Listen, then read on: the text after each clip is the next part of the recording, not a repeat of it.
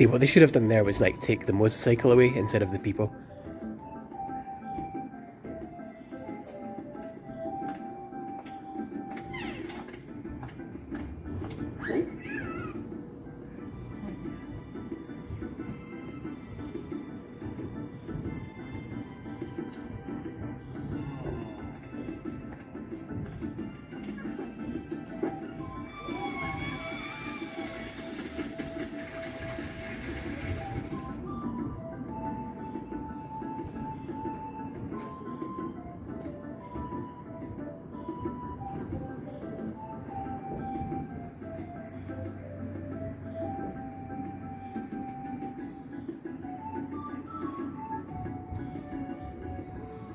Yes, sir.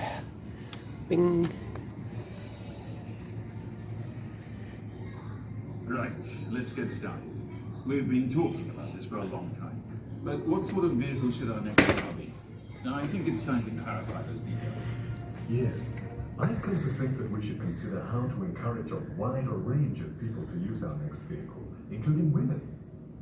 I think it'd be a good idea to have a vehicle that young families and couples can ride comfortably, and which they can use casually. That's what I think too. As it happens, the results of a questionnaire that surveyed young mothers in Rome have just come out. Here they are. The same materials are on the table in front of you. Please take a look.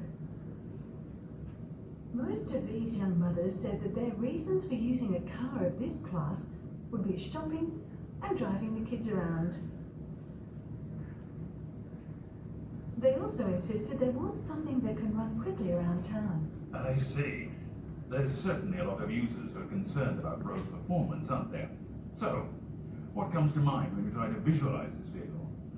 We put together an image board with the design team. A pleasant ride and comfortable interior and a high level of drivability. In other words, ruggedness. I feel these are completely opposite images, aren't they? That's true. They are difficult to reconcile. However, taking concepts like vivacity and liveliness, I think we can link both of them together. It's certainly a fresh image. A nifty little car with a fresh image that would appeal to everyone.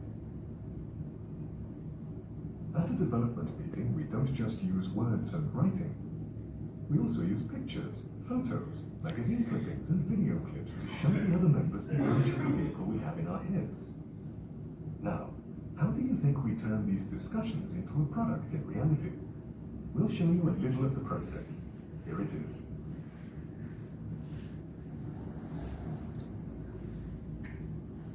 How about that? Does it match everyone's mental image? Oh, no way. We also need to consider the environmental aspect. Apart from the obvious point of fuel consumption, we need to make a vehicle that considers the environment from all viewpoints. For lower fuel consumption in this class, this new engine that's under development ought to be very effective.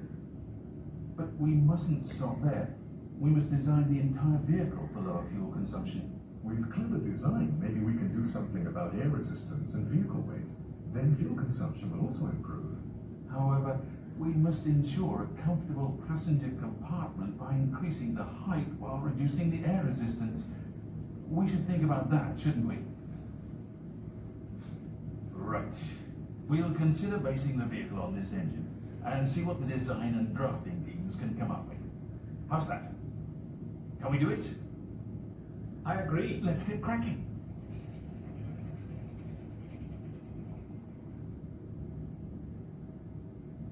A fresh vehicle that's kind to the environment. Do you think that drivers and passengers will take to such a vehicle? It certainly would be ideal for those women, wouldn't it? Energetic family that's proactive towards ecology. Young people. Deliciously fresh. Like a sparkling sheet of water, isn't it? I get the feeling of splash, maybe. Splash. I like it. Right. Let's go with that. From this point, we go on to creating a specific design that conveys an image of the word splash. Please look at the next section to see the activities of the designers and drafters. Bye for now.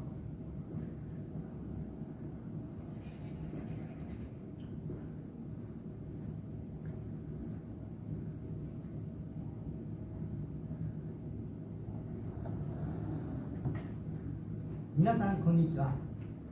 もうすぐ新しい車の開発会議が始まります。今映っているのは会議の出席メンバー。私もそのうちの一人です。実はこの会議は普段は絶対に見ることができないんですよ。とても大事な Price range. What about this one? This is our standard model. Oh, I was thinking of something more in the deluxe range. So grade is an issue. Okay, we're going to develop a second car that women will feel comfortable driving. It'll only come in one model, there'll be no different grades. Also, I want this mini vehicle made to commercial standards and priced at the same level as a used car. What?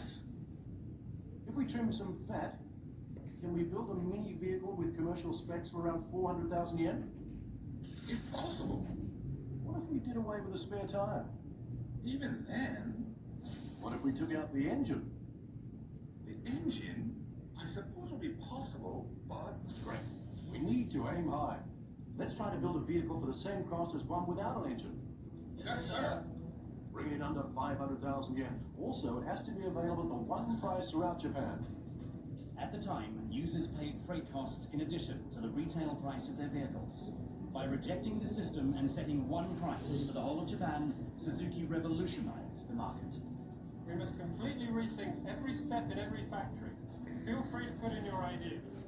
Michio Suzuki, the founding president of Suzuki, was born in 1887 to a farming family in Japan's Enshu district, where a weaving industry had flourished since the Edo era. As an apprentice carpenter, the fortunes of 14-year-old Michio were transformed by the changing times. With the outbreak of war, carpenters could find little work, and many turned to loom production. Michio also decided to make his future in loom production. When his apprenticeship as a carpenter was over, he completed a wood and steel foot treadle loom all on his own. Michio presented this remarkable first loom to his mother, Machi. こりゃすごいよ、道よ。仕事が10倍はかどるよ。 This gave 21-year-old Michio the confidence to set up his own company, Suzuki Loom Works. The Enshu district